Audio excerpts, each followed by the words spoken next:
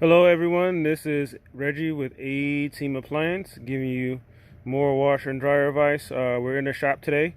Again, we refurbish washers and dryers. Most of my inventory I get free of charge, so this video is really good for those hustlers out there that pick up machines, fix them up and flip them. So this one is a Maytag. All right, now not all Maytags are the same. Maytag was bought out by Whirlpool, but this is the original, one of the original Maytag designs. And so what I'm going to explain to you today is what to look for when it comes to maintaining these things and refurbishing them, and the common issues. I'm not going to do any wrench turning right now, just kind of explaining a few things, and if you have any questions, feel free to leave them in the comments. So first thing I do is when I refurbish these things, I hook them up and just run a load. Do a quick visual inspection. The first best front lid off, and how it comes off is your putty knife right in the gap, and you'll see these tabs.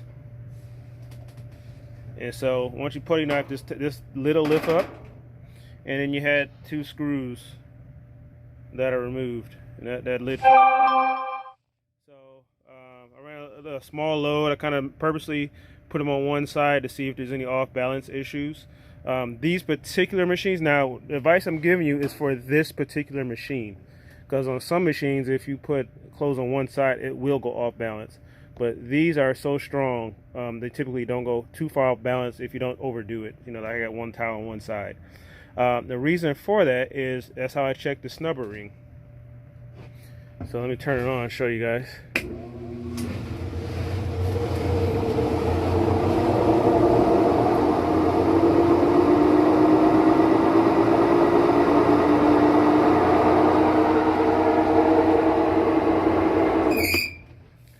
So these have very, very high RPMs. So your clothes almost come out dry. They're so fast. But so that's how I test the snubber ring. And the snubber ring is a plastic ring underneath here. Actually, I think I might have one to show you. Yeah. I think I have one in my little chest here, toy chest. Yes. See, so this is a snubber ring, and this ring is underneath that metal there, and basically it allows the tub to move around, but you don't want it sliding too much, so it kind of just allows just enough friction for the tub to spin without going out of control.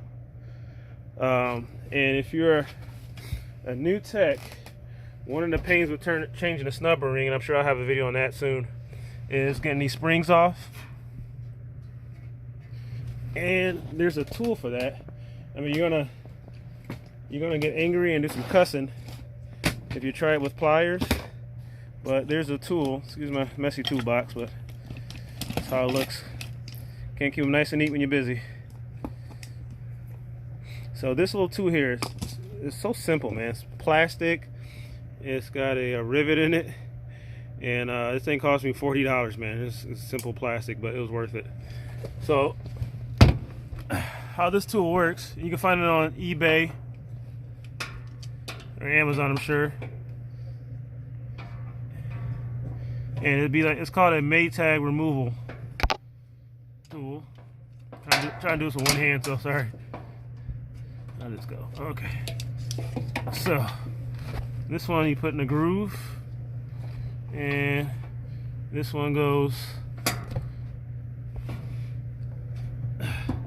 underneath. See how that works? Okay, if I can. It's tough with one hand. Hang on. You get in there, and you get in. Oh, do it. You get in there. There we go. So you just clamp it together, and that takes that spring right off. So I'm not taking the spring off today, but that takes all the springs off, and you do the same way with putting them back on. Makes it a lot easier, man. You won't get your hands all cut up and stuff trying to yank that thing out of there. So anyway, common repairs on these things. The pump is the #1 part that goes out, so I'm gonna tip it over and show you. So right there in the corner, right there is the pump, and the best way to check it is, see the gap right on top? So this pump is good for now. And that pump typically goes bad when the bearing comes out, and there's something looks like almost tinfoil sticking out of it. You don't see it right now because that's a good pump, but when it goes bad, some tinfoil sticking out of it. It makes a really loud grinding noise. And there's your motor. A lot of times that motor pulley goes bad. A negative about this machine is that you see the belt is right there, and so that means when this thing is in a laundry room, if something goes underneath this thing, it gets caught in the belt, and usually it gets like melted into the pulleys, and it can really tear them up. I've seen that with like dog toys and stuff like that. So another thing, that's you look in the back right there, that's the pump. So it comes off really easy. eBay, I think it's about $25–30 for one, maybe less. This next thing is the motor. Motors go bad on these things a lot, but easy change out.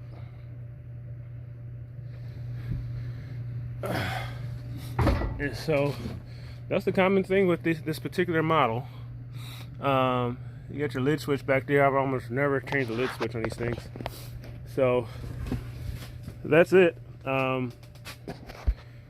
So just turn it on and see what happens. #1 thing on these things are leaks. I don't know, my camera's going blurry. Hang on. All right. Well, #1 things on these machines are leaks from that pump. The pump goes bad. Other than that, sometimes you'll have you had a snubber ring. It's probably #2, and then that motor is probably #3 repairs. Again, if you're trying to diagnose a different machine, this advice does not apply. It applies to this particular machine. They're all unique and different. So hopefully I have a video on your machine. If not, feel free to suggest it below. And if you have any questions, let me know. And as always, we have links on this page for our eBay store. We have low price, high quality used appliance parts. This is Reggie with A-Team Appliance. Thanks.